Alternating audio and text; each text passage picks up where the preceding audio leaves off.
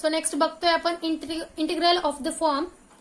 तो फर्स्ट आहे integration of dx upon a plus minus b sine x. दुसरा आहे integration of dx whole divided by a plus minus b cos x. आणि third आहे integration of dx whole divided by a sine x plus minus b cos x plus minus c. So या तीन form पैकी कुठल्याही form मधलं example जर तुम्हाला आलं तर ते सॉल्व्ह करण्यासाठी तुम्हाला जस्ट काय करायचंय, फक्त जिथे कुठे तुमचं हे असणार आहे एक्स असणार आहे त्याच्या जागी ह्या व्हॅल्यूज पुटअप करायच्यात. म्हणजे थोडक्यात काय की इथे ज्या कॉस एक्स साइन एक्सच्या जागी व्हॅल्यू पुटअप करण्यासाठी त्यांनी फॉर्म्युले दिले डायरेक्टली आणि हे सबस्टिट्यूशन करून तुम्हाला काय करायचं एक्झाम्पल सॉल्व्ह करायचे. सो आधी सबस्टिट्यूशन सांगते मी आणि देन मग ते का लिहिले तसे आपण ते सांगते. So substitute t is equal to tan of x by 2. त्यानंतर तुमचा dx असणार आहे 2dt upon 1 plus T square. Sine X असणार आहे तुमचा 2t upon 1 plus T square आणि कॉस एक्स असणार आहे तुमचा 1 minus T square upon 1 plus T square. So आता हे फॉर्म्युले जे आहेत तुम्हाला आठवत असतील ट्रिग्नोमेट्रीचे फॉर्म्युले आहेत तुमचे मल्टिपल अँगल्सचे किंवा सब मल्टिपल अँगल्सचे. तर तुम्हाला साइन 2x चा फॉर्म्युला आहे टॅनच्या फॉर्म मध्ये, that is 2 tan x upon 1 plus tan square x. So sub multiple angle साठी काय होतं, तो फक्त sine x is equal to 2 tan x by 2 upon 1 plus tan square x by 2. So जे फॉर्म्युले तुमचे साइन 2x कॉस 2x चे आहे किंवा साइन एक्स कॉस एक्स चे थिटा बाय 2 च्या फॉर्म मध्ये होते तर त्याच फॉर्म्युल्यांमध्ये घेतलेलं आहे. सो आता हे जे आहे ते डायरेक्ट सबस्टिट्यूशन तुम्हाला करायचे प्रॉब्लेम मध्ये, याच्यासाठी वेगळं काही तुम्हाला करायचं नाहीये. सो नेक्स्ट आहे, सो सेकंड फॉर्म आहे integration of dx upon a plus b a plus minus b sine 2x. दुसरा आहे integration of dx upon a plus minus b cos 2x. Third आहे integration of dx whole divided by a sine 2x plus minus b cos 2x plus minus c. So आता बघा मागच्या जे form होता त्याच्यामध्ये होतं तुमचं साइन एक्स कॉस एक्स, बरोबर. आता इथे तुमचं आहे sine 2x cos 2x. So याच्यासाठीचे सबस्टिट्यूशन आहेत तुमचे. Substitute t is equal to tan x, dx is equal to dt by 1 plus T square आणि sine 2x is equal to आहे तुमचा 2t upon 1 plus T square आणि cos 2x आहे तुमचा 1 minus T square upon 1 plus T square. So आता ते दोन form मधला चेंजेस तुमचा फक्त t आणि dx मध्ये होतो. सो मागच्या ह्याच्यामध्ये तुमचा t होता tan x बाय 2. सो इथे आहे फक्त tan x आणि तुमचा मागच्या ह्याच्यामध्ये dx होता 2dt upon 1 plus T square. So याच्यासाठी आहे तुमचा dx dt by 1 plus T square. So हे जे दोन फॉर्म्युले आहेत ह्या फॉर्मचे एक्झाम्पल सॉल्व्ह करण्यासाठी तर हे तुम्हाला लक्षात ठेवायचे आणि with the help of this substitution तुम्हाला काय करायचे एक्झाम्पल सॉल्व्ह करायचे. सो आता 1 बाय 1 एक्झाम्पल बघूया. सो एक्झाम्पल नंबर 1 आहे तुमचं solve integration of dx whole divided by 3 plus 2 sine x. So आता हे जे एक्झाम्पल आहे ते तुमच्या फर्स्ट फॉर्म मधलं एक्झाम्पल आहे, that is integration of dx upon a plus b sine x, बरोबर. सो a आणि b इथे काय आहेत कॉन्स्टंट तुमचे 3 आणि 2 आहेत. सो हे त्या टाईपचं एक्झाम्पल आहे. सो त्या टाईपचं एक्झाम्पल तुम्हाला जे फर्स्ट साठीचे सबस्टिट्यूशन सांगितलं होतं मी त्याचा यूज करून सॉल्व्ह करायचंय. सो सोल्युशन आहे let capital I is equal to integration of dx upon 3 plus 2 sine x. ठीक आहे. सो आता याच्यामध्ये तुम्ही sine x is equal to 2t upon 1 plus T square put करणार आहात, dx is equal to 2dt upon 1 plus T square put करणार आहात आणि t is equal to tan x by 2 put करणार आहात. सो आता ह्या सगळ्यांचा यूज करून तुम्हाला काय करायचंय, ह्या एक्झाम्पलला रिराईट करायचं म्हणजे परत लिहायचंय. सो तुमचा capital I is equal to integration of तुमच्या dx च्या जागी काय येईल तुमच्या हा formula, that is 2dt divided by 1 plus T square whole divided by तुमचा 3 ऍज इट इज प्लस तुमचा 2 इंटू साइन एक्स आहे. सो 2 इंटू ब्रॅकेटमध्ये साइन एक्स ची व्हॅल्यू आहे तुमची 2t whole divided by 1 plus T square आणि हे bracket completed. So आता हे बघा हा 2dt upon 1 plus T square आहे आणि इथे 3 plus 2 into 2t upon 1 plus T square आणि हा याला 2 ला मल्टिप्लाय आहे. सो आपल्याला काय करावं लागेल, याच्यामध्ये बेस सेम करून घ्यावा लागणार आहे. सो नेक्स्ट येईल तुमचं capital I is equal to integration of हा 2dt upon 1 plus T square आहे आणि होल डिवाइडेड बाय तुमचा 3 प्लस 2 इंटू 2t आणि इथे अपॉन 1 प्लस टी स्क्वेअर होता सो आता तो 1 प्लस टी स्क्वेअर फक्त ह्या 2 लाच डिवाइड होता, आपल्याला 3 साठी पण हवा होता कारण बेस सेम करायचा होता. सो क्रॉस मल्टिप्लिकेशन करून आपण त्याचे बेस सेम केले, तर हा 1 प्लस टी स्क्वेअर या 3 ला मल्टिप्लाय होईल, प्लस हा 2 इंटू 2t तसाच, आणि याला होल डिवायडेड बाय काय येईल 1 प्लस टी स्क्वेअर. सो आता बघा इथे 1 प्लस टी स्क्वेअर याला पण डिवाइड आहे आणि याला पण डिवाइड आहे, सो ते काय होतील कॅन्सल होतील. सो नेक्स्ट स्टेप काय येईल तुमची, आणि प्लस अजून एक की तुमचा 3 इंटू 1 प्लस टी स्क्वेअर आहे, हे ब्रॅकेट पण काय होईल सिम्प्लिफाय होईल. सो नेक्स्ट असेल equal to integration of 2dt upon 3 plus 3t square plus 4t. बरोबर, 3 into 1 3, 3 into t square 3t square plus 2 into 2t 4t. आता हे जे काय आहे ते अगेन तुम्हाला क्वाड्रॅटिक इक्वेशन मिळाले. याच्यामध्ये टी स्क्वेअरचं कोएफिशियंट किती आहे 3 आहे, सो तो तुम्हाला काय करावं लागणार आहे 1 करावं लागणार आहे. सो नेक्स्ट असणार आहे equal to integration of 2dt whole divided by, मी ह्या सगळ्यातून काय केलंय 3 कॉमन काढलंय. सो 3 कॉमन काढल्यावर ब्रॅकेटमध्ये काय येईल 1 plus T square plus 4/3 T. ठीक आहे, हे तुमचं 3 कॉमन काढल्यानंतरचं हे राहिलेलं क्वाड्रॅटिक इक्वेशन आहे. आता या इक्वेशन मध्ये तुमच्या जे काय आहे त्याला आपण जनरल फॉर्म मध्ये लिहून घेऊ, that is ax square plus bx plus c च्या. सो त्याला नेक्स्ट हे केल्यावरती काय येईल, आणि परत अजून एक तुमचा 2/3 जो काय आहे हा इंटिग्रेशनच्या आतमधला कॉन्स्टंट आहे, सो तुम्ही काय करू शकते इंटिग्रेशनच्या बाहेर काढू शकते. सो नेक्स्ट स्टेप असणार आहे I is equal to 2/3 integration of dt upon t square plus 4/3 t plus 1. So here coefficient of t square is 1. So आपण काय करणार आहे थर्ड टर्म फाइंड आउट करणार आहे. सो थर्ड टर्मचा फॉर्म्युला आहे 1/2 into coefficient of T. आता जो x साठी होता सेम टी साठी येईल, सो कोएफिशियंट ऑफ टी आणि ह्या ब्रॅकेटचा स्क्वेअर. सो आता कोएफिशियंट ऑफ टी किती आहे इथे 4/3. सो 1/2 इंटू 4/3 आणि ह्या hole ब्रॅकेटचा square.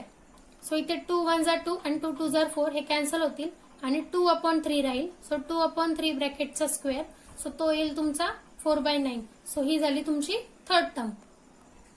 So I is equal to 2/1 I is equal to 2/3 integration of dt whole divided by तुमचा टी स्क्वेअर प्लस 4/3 टी. आता तुमचा जो 4/9 आता थर्ड टर्म ती तुम्हाला ऍडजस्ट करायची इथे. So plus 4/9 minus 4/9 plus 1.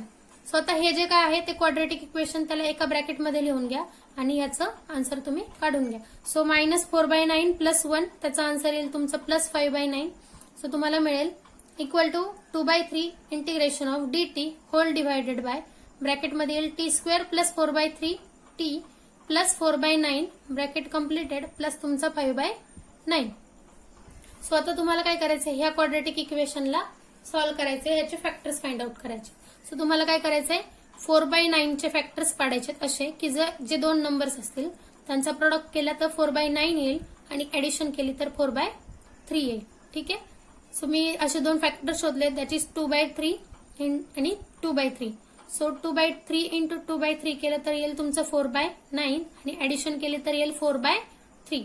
So मला हे फॅक्टर्स मिळालेत. सो मी डायरेक्टली ह्या दोन फॅक्टरचे यूज करून काय लिहू शकते is equal to 2/3 integration of dt whole divided by ब्रॅकेटमध्ये असणारे तुमचा t प्लस 2/3 आणि ह्या ब्रॅकेटचा स्क्वेअर प्लस माझा 5/9 आहे, मी त्याला पण स्क्वेअरच्या फॉर्म मध्ये लिहिणार आहे. सो √5/3 आणि ह्या होल ब्रॅकेटचा स्क्वेअर, कारण माझा 9 जो आहे तो 3 चा स्क्वेअर आहे. सो आता हे जे काही एक्झाम्पल आहे रिड्यूस झालेलं ते मला माझ्या इंटिग्रेशनच्या फॉर्म्युलेच्या फॉर्म मध्ये मिळेल. Integration of dx whole divided by x square plus a square is equal to 1/a into tan inverse of x/a plus c constant of integration. So आता याच्यामध्ये बघा जिथे कुठे x आहे तिथे माझा t प्लस 2/3 हा ब्रॅकेटचा स्क्वेअर आहे म्हणजे x स्क्वेअरच्या जागी, आणि a च्या जागी माझा आहे √5/3. सो जस्ट मला काय करायचंय ह्या दोन व्हॅल्यू x आणि a च्या जागी पुट करायचे आणि माझा आन्सर फाइंड आउट करायचे. सो मला काय मिळेल capital I is equal to हा 2/3 मल्टिप्लाय होता तो ऍज इट इज 1/a म्हणजेच तुमचा a च्या जागी √5/3 into tan inverse of x च्या जागी तुमचा t plus 2/3 whole divided by तुमचा a आहे √5/3 आणि plus constant of integration c. आता याला सिम्प्लिफाय करूया. हा √5/3 जो आहे हा 3 याला डिवाइड आहे, सो वरती जाऊन मल्टिप्लाय होईल. सो नेक्स्ट स्टेप असणार आहे capital I is equal to 2/3 into 3/√5 into tan inverse of, again इथे √5/3 आहे, सो हा 3 डिवाइड आहे, सो वरती जाऊन काय होईल मल्टिप्लाय होईल. So tan inverse of 3 into ब्रॅकेटमध्ये टी प्लस 2/3 ब्रॅकेट कम्प्लिटेड आणि whole divided by √5 plus c.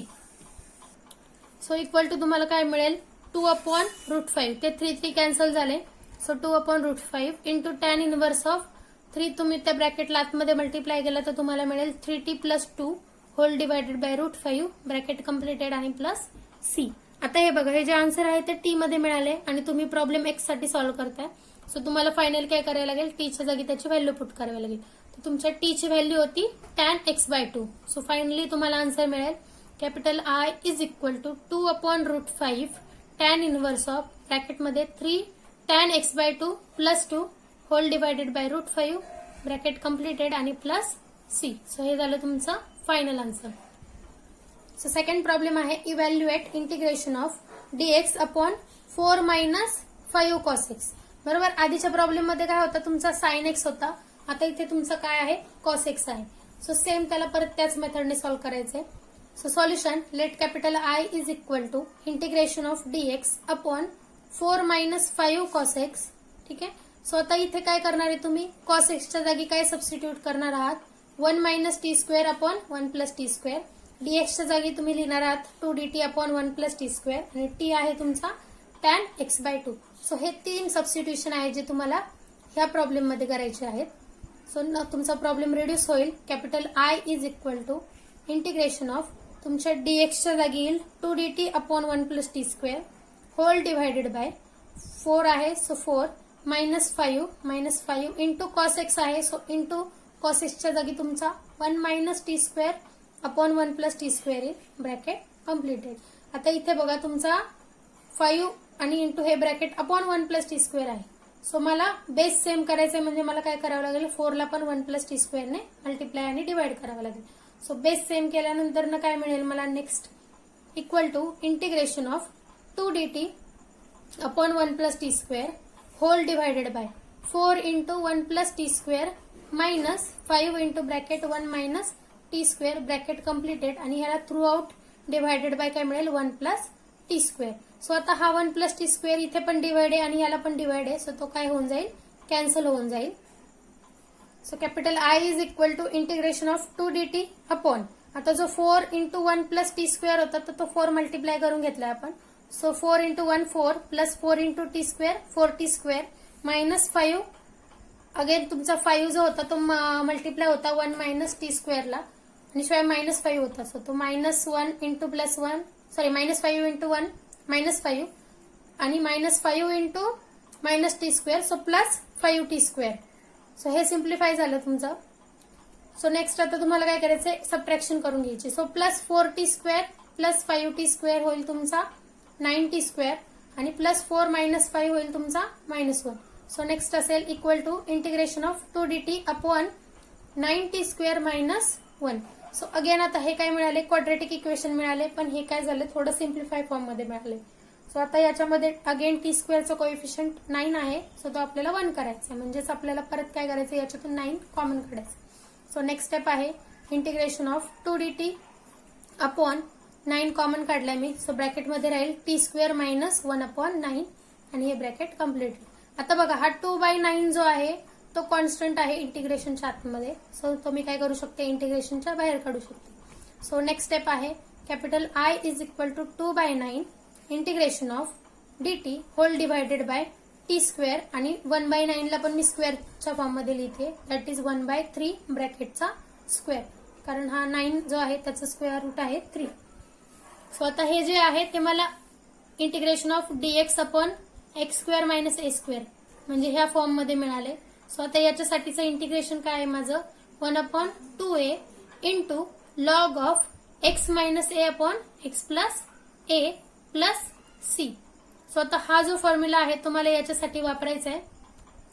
So या फॉर्म्युल्याचा यूज करून याचा आन्सर येईल तुमचा. सो 2/9 ऍज इट इज राहणार आहे इंटू तुमचा 1/2a. सो 1/2 इंटू तुमचा a आहे 1/3, so into 1/3 log of mod मध्ये तुमचा एक्स मायनस ए म्हणजेच हा t minus 1/3 upon x plus a म्हणजे तुमचा t plus a that is 1/3. हे मॉड कम्प्लिटेड आणि प्लस सी. स्वतः बघा इथे 2 काय होतील, कॅन्सल होतील. अगेन हा 1/3 आहे, सो तो 3 जाऊन वरती काय होईल, मल्टिप्लाय होईल. सो तुम्हाला मिळेल 3/9 इंटू लॉग ऑफ मॉड मध्ये. आता इथे बेस सेम करून घेऊया. So 3t minus 1/3 whole divided by 3t plus 1/3. So हा 3 सेम आहे, सो तो कॅन्सल होईल. अगेन इथे 3/9 म्हणजेच तो किती होईल, 1/3 होईल आणि प्लस तुमचा constant of integration c. So त्याला सॉल्व्ह केल्यावर तुम्हाला मिळेल I is equal to 1/3 into log of mod of 3t minus 1/3t plus 1 mod completed plus c. पण हे जे आन्सर आहे ते टी मध्ये आलेलं आहे आणि तुम्हाला फायनल आन्सर कशात हवंय, एक्स मध्ये हवंय. सो तुम्हाला काय करावं लागेल, टीच्या जागी त्याची व्हॅल्यू पुट करावी लागेल, that is tan x/2. So तुम्हाला फायनली मिळेल 1/3 log of mod of 3 into tan x/2 minus 1 whole divided by 3 into tan x/2 plus 1 mod completed आणि प्लस सी. सो हे झालं तुमचं फायनल आन्सर ह्या एक्झाम्पलचं.